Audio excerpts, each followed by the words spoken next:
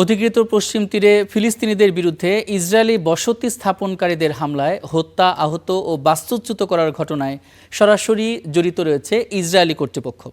জাতিসংঘের এক তদন্ত প্রতিবেদনে উঠে এসেছে চাঞ্চল্যকর এসব তথ্য। এছাড়া এসব হামলায় জড়িত ইসরায়েলি বসতি স্থাপনকারীদের নিরাপত্তা বাহিনীর সদস্যরা সুরক্ষা দিচ্ছে বলেও প্রতিবেদনে উঠে এসেছে।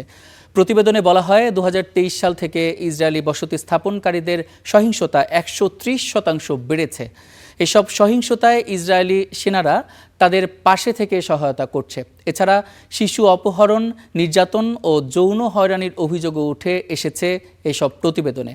তবে এসব অভিযোগ অস্বীকার করেছে ইসরায়েল। এই প্রতিবেদনকে সহিংসতার প্রমাণ হিসেবে উল্লেখ করে দ্রুত ব্যবস্থা নেওয়ার দাবি জানিয়েছে ফিলিস্তিনি মুক্তি সংস্থা। আন্তর্জাতিক সম্প্রদায়ের প্রতি বসতি উচ্ছেদ এবং সহিংসতা বন্ধে চাপ বাড়ানোর আহ্বান জানিয়েছে জাতিসংঘ।